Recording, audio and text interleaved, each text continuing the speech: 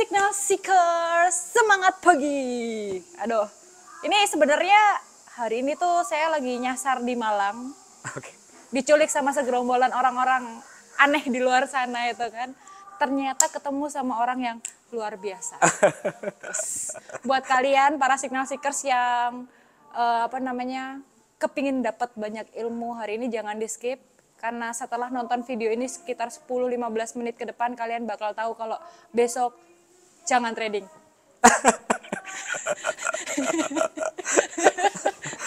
Halo, Pak Anang.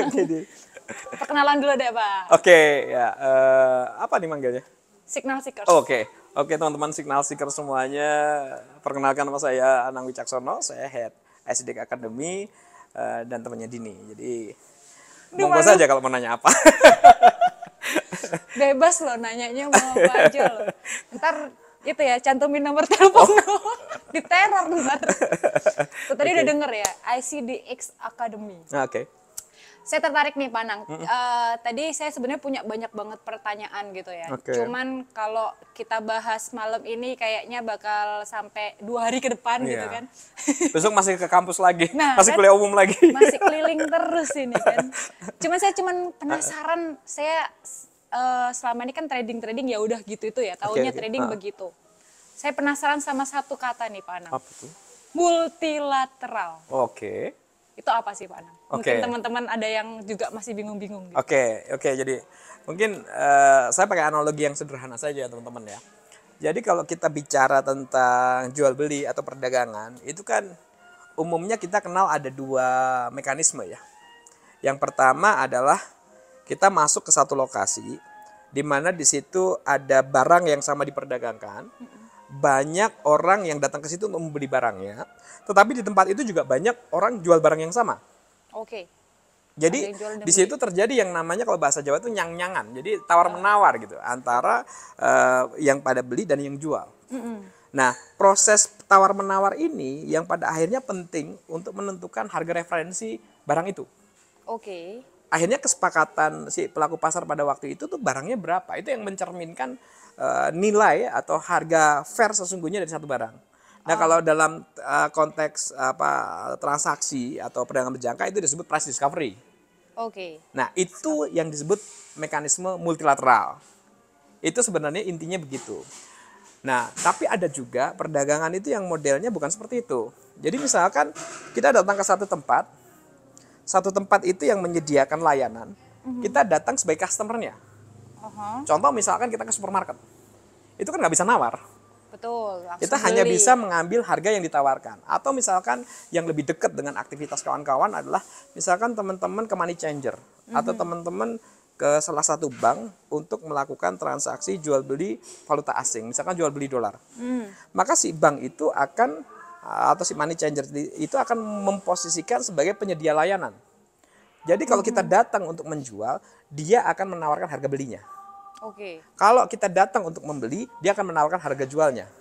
Makanya biasanya pada saat yang sama pasti ada jarak itu, ada spread. Betul. Nggak mungkin akan sama harganya kan, pasti ada spread karena disitulah untungnya dia. Nah, sehingga pada titik itu tidak terjadi proses tawar menawar. Jadi begitu kita masuk ke tempatnya dia, kita hanya mau nggak ngambil harga yang ditawarkan dia saat itu. Kalau mau ya kita ambil, kita beli atau kita jual gitu ya. Kita punya dolar misalkan. Kalau nggak mau, kita harus nunggu atau nyari bank lain. Tapi nggak akan bisa di situ pada saat itu. Nah, itu yang membedakan antara transaksi multilateral dan bilateral. Sehingga dalam proses transaksi bilateral itu, bahasa saya price-nya itu given. Yang nge-give siapa? Yang menyediakan layanan. Oke. Jadi di situ tidak ada proses, tidak ada penawar-menawar sehingga tidak ada proses pembentukan harga. Itu saja bedanya. Jadi multilateral dan bilateral itu ada juga dalam kehidupan kita sehari-hari. Dalam perdagangan ya kita melakukan itu sebenarnya. Oke. Cuman kalau ini akhir-akhir ini ya. Oke. Ini agak satir gitu kali ya. Saya kasih warning dulu kali ya buat Pak. Oh boleh, Pak boleh. Anang ya. Bahaya kalau ada di warning-warning ini. Ini kalau mau ngejawab menyanggah apa boleh. Ini kan pemikiran saya. Monggo. Karena akhir-akhir ini saya suka lihat, ada kampanye multilateral gitu kan. Kok bisa seenggak laku itu sampai harus dikampanyein gitu. Oke. Menarik pertanyaan ya. Kenapa tidak laku? Jadi kalau dalam konteks jual beli itu ada satu apa ya? Ada satu perilaku yang menarik di konsumen kita itu. Kalau dari pengalaman saya pribadi ya. Misalkan itu akan terjawab dengan pertanyaan kenapa kalau di dalam transaksi PBK perdagangan berjangka komoditi sejak tahun 2010 itu orang transaksinya itu lebih banyak di emas daripada di mata uang. Ya kan? Sementara kalau kita bicara tentang global itu kan lebih banyak di mata uang daripada emas volume transaksinya. Betul. Ya kan? Kenapa bisa seperti itu? Karena karakter orang kita itu dia akan ibaratnya menangkap apa yang dibawakan, apa yang ditawarkan oleh siapa yang menawarkan. Itu itu sebabnya kenapa kalau kita bicara tentang klien ya dalam konteks pemasarannya misalkan jasa layanan pialang berjangka, tergantung BPB-nya nawarin apa. Marketingnya nawarin apa? Kalau yang tawarin emas-emas terus ya nasabahnya akan terbentuklah emas-emas terus. Nah itu sebabnya kenapa kemudian menjadi penting bahwa si pialang berjangka dan wakil pialang berjangka itu harus punya willingness untuk ikut memasarkan produk multilateral karena mereka yang akan berhadapan langsung. Nah, kenapa kalau pertanyaan tadi, kenapa kok tidak laku? Ya karena tidak dipasarkan. Oke. Sesimpel itu ya. Tidak dikenalkan. Bukan karena produknya jelek ya? Enggak. Sebenarnya kalau saya melihat bukan itu. Itu adalah karena tidak ada proses pemasaran yang terintegrasi, karena tidak ada proses pengenalan. Kan kalau sebelum kita memasarkan sesuatu instrumen atau layanan kan kita harus mengenalkan dulu, mengedukasi mereka dulu. Nah kalau yang diedukasi, dikenalkan dan dipasarkan ya produk bilateral terus ya orang nggak akan dekat dengan transaksi multilateral. Walhasil akhirnya adalah tujuan daripada adanya kegiatan ini menjadi tidak tercapai. Karena tujuan transaksi perdagangan berjangka komoditi itu kan ada dua kalau kita bicara meruntut ke undang-undang. Yang pertama adalah untuk sarana mitigasi risiko, lindung nilai. Yang kedua adalah untuk proses price discovery, penemuan harga acuan. Untuk apa? Tentu untuk komoditas asli Indonesia. Sebagai menjadi acuan. Jadi harga yang terjadi di bursa kita itu menjadi benchmark. Jangan sampai misalnya kita punya komoditas tetapi harganya dibentuk di luaran. Di luar Indonesia maksudnya. Akhirnya kita yang punya orangnya, kita yang punya sumber dayanya, tapi yang begitu itu mau dilepas, yang menentukan harganya orang lain. Gitu. Nah itu nggak bisa lepas dari peran kawan-kawan, sinyal seekers. sekaligus ajakan asik. Sekaligus ajakan untuk ayo coba kenalan dengan transaksi multilateral. Betul. Berarti kalau para signal seekers di luar sana udah keracunan nih istilahnya. Keracunan sama wah. Pokoknya yang namanya transaksi ya yang pokoknya nih yang kayak biasanya kita ini ya. Berarti kalau secara umum yang lebih dikenal sama kita para traders itu kan berarti lawannya multi ya, bilateral ya, bukan lawan sih. Kayak ya produk selain ini kan. Iya, bagian gitu yang kan, satunya ya. lah. Betul, itu. Bagian yang satunya gitu lah. Sedangkan kita nggak ditouchkan sama yang multilateral. Makanya kita butuh banyak belajar tentang itu sehingga kita bisa ngerti, oh gini nih cara belajar multilateral. Gini nih multilateral gitu ya. Gini aja deh, daripada ngobrolin multilateral ntar tambah panjang ya kan ya. Terus kita butuh beberapa sesi itu kalau di SKS-in bisa 21 SKS gitu ya. 1 semester gitu ya. Enggak sih, enggak kayak gitu. Kita aja belajar cuman berapa jam bisa ya Pak Anang. Langsung aja kita ringkas. Kelebihannya apa sih multilateral? Dibandingin sama SPA ya? Ya. Kalau bicara tentang kelebihan, sudah pasti sederhana. Kelebihannya adalah di multilateral itu kedudukan antara pembeli dan penjual dan semua pelaku pasar setara. Karena ada proses tawar-menawar tadi kan. Harga itu deal ketika harga yang ditawarkan pembeli match dengan harga yang ditawarkan oleh penjual. Jadi ada kesetaraan dalam konteks menentukan harga. Sehingga yang paling membedakan itu adalah bahwa kedudukan semua orang, semua pelaku dalam transaksi multilateral setara sama siapapun dia. Mau dia retail, mau dia misalkan korporasi ya, perusahaan pialang, begitu dia masuk atau pedagang, begitu dia masuk ke pasar multi kan kedudukannya setara dengan yang lain untuk bisa saling menawarkan harganya masing-masing. Nggak tahu gitu ya. Memang nggak tahu kalau di bursa itu pun gini teman-teman. Ini mungkin yang sekedar untuk diketahui oleh sinyal seeker ya. Istilah bursa itu kan merujuk pada sebuah perdagangan, sebuah tempat di mana bertemunya penjual pembeli yang saling tidak kenal satu sama lain. Sehingga mereka menawarkan harganya masing-masing. Sehingga harga yang terbentuk itu bukan sesuatu yang sudah pre-arrange, yang sudah diatur, melainkan sesuatu yang memang mewakili pemikiran mereka, referensi si pembeli, si penjual. Jadi harganya yang keluar adalah kesepakatan yang fair. Karena dia kesepakatan fair, mencerminkan persepsi dari pelaku pasar, maka bisa dijadikan acuan. Gitu. Berarti kalau bilateral nggak fair gitu? Kalau bilateral itu tidak bisa jadi acuan, kenapa? Karena dia disediakan given. Tidak ada proses tawar-menawar, tidak ada bergening yang sama. Pokoknya penyelenggaranya menyediakan sekian. Ya kalau Anda mau ambil sekarang, kalau enggak nunggu. Nanti pada saat penawaran saya sampai ke titik itu. Yang namanya pending order. Ya, toh?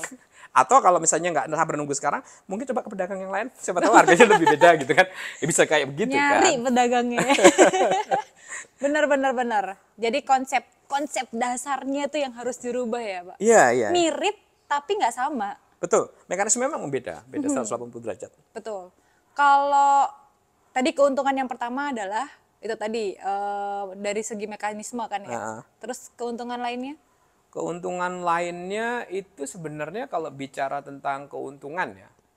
Bicara tentang keuntungan, sebenarnya gini, saya harus hati-hati bicara karena supaya fair saja. Bahwa kalau transaksi itu bedanya antara bilateral dan multilateral itu letaknya hanya pada mekanisme saja.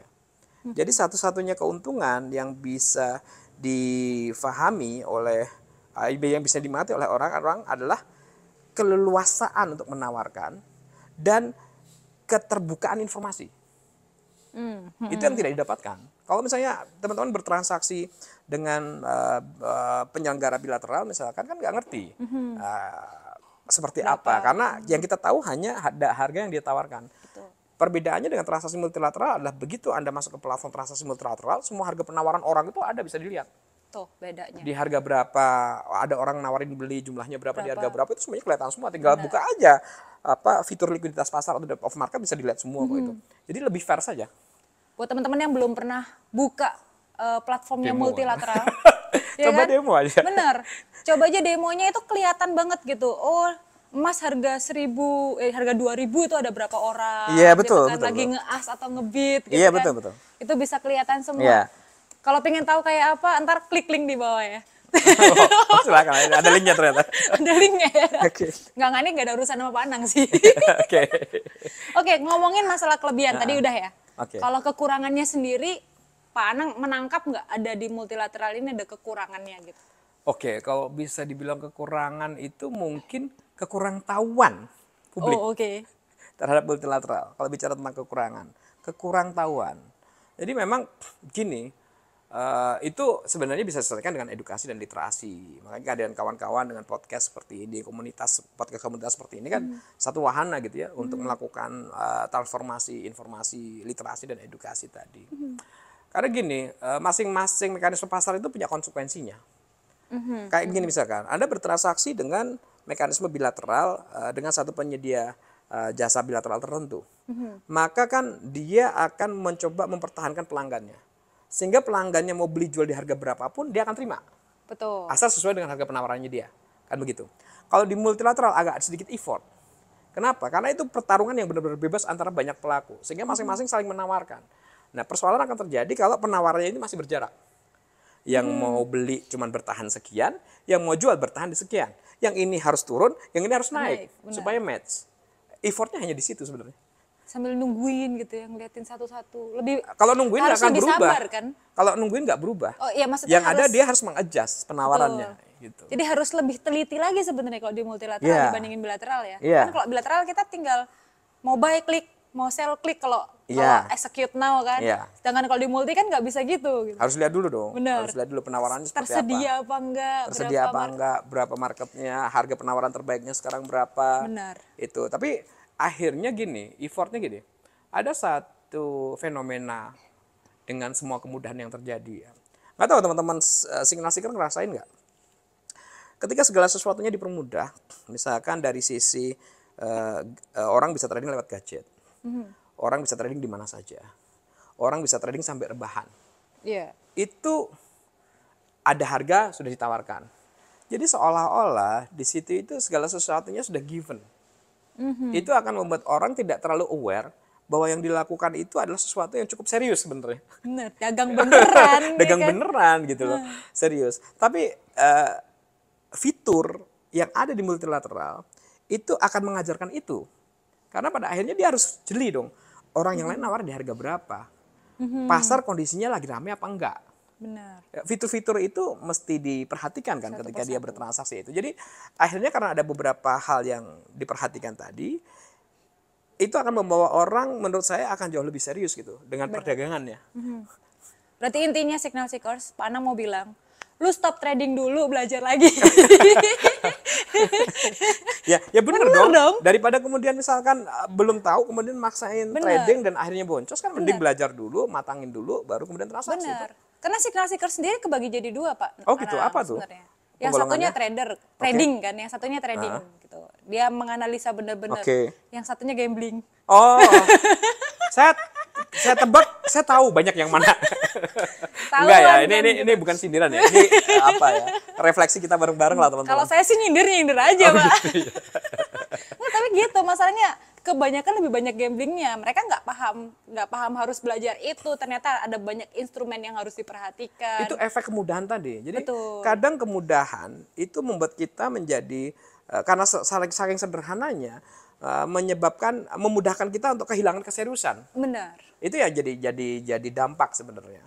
Makanya justru berharap dengan orang mau belajar yang baru itu dia kayak semacam restarting dari sisi mindsetnya. Oh ini perdagangan loh, ini bisnis serius yang harus diperlakukan secara serius pula gitu. Kita harus lihat ini, kita harus lihat itu. Belajar lagi ya. Kalau dari ICDX sendiri, dengar-dengar kan punya bukan lembaga ya, divisi khusus nih yang untuk edukasinya gitu ya. Ya, divisi saya. Nah itu seberapa mudah rekan-rekan signal seekers bisa menjangkau? Oh sangat mudah sekali. Jadi gini, salah satu kehadiran kita itu untuk memfasilitasi proses literasi dan edukasi tadi. Jadi sebenarnya untuk menjangkau kita sangat mudah kok. Tinggal DM kita aja di IG, Instagram @ICD Academy, atau kemudian berkirim email ke learning center @icdexchange.com.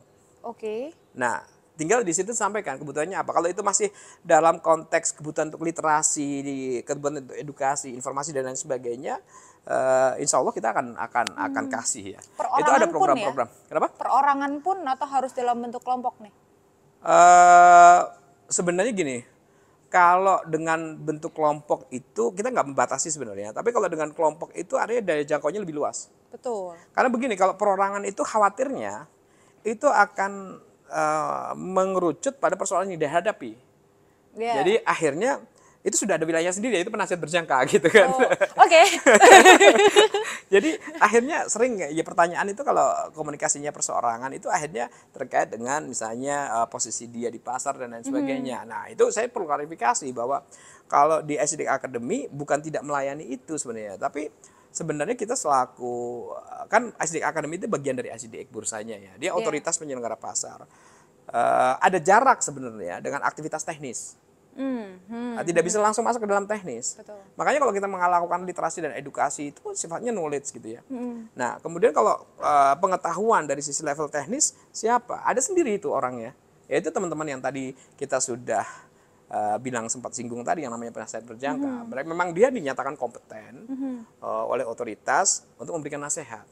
Dan nasihat itu pasti teknis lah. Benar. Dan jadi kalau misalnya ada signal seeker yang merasa punya kompetensi nih dalam konteks analisa, penasehat, kemudian misalkan di satu sisi mau cari duit dari situ, jadi penasehat aja. Oke. Nah, kalau kita mau ngobrolin masalah penasihat berjangka, nih, seperti biasanya, hand strategy berkolaborasi sama YouTube channel sebelah, Motivation in Car. Nanti teman-teman bisa lihat linknya juga di bawah kalau mau tahu kelanjutannya tentang yang udah disebut sama Pak Anang tadi, tentang penasihat berjangka, gitu kan. Oke deh Pak Anang, thank you so much. Kita cukup rasanya masalah multilateral tadi udah dibahas sedikit banget. Kalau Signal Seekers pengen tahu lebih lanjutnya gimana, bisa komen, bisa DM admin di bawah, tanya-tanya masalah multilateral selain tanya ke ICDX Academy tadi. Boleh tanya-tanya di bawah juga, nanti kita bisa istilahnya kasih wadah nih buat para Signal Seekers yang pengen belajar tentang apa sih multilateral, kenapa sih kok kita harus mulai belajar tentang itu gitu. Nanti kalau saya nggak tahu, hand strategy nggak tahu, tanyanya ke Pak Anang. Siap. Gitu ya, bentuk tanggung jawab ICDX. Oh iya dong, ya? itu bentuk tanggung jawabnya kita sebagai otoritas. Bener. Oke, thank you banget Pak Iya, Anang. sama-sama. Kita ketemu lagi di next Sama-sama. event, kita ketemu lagi di next acara. Bye-bye. Oke, gini ya, Bapak.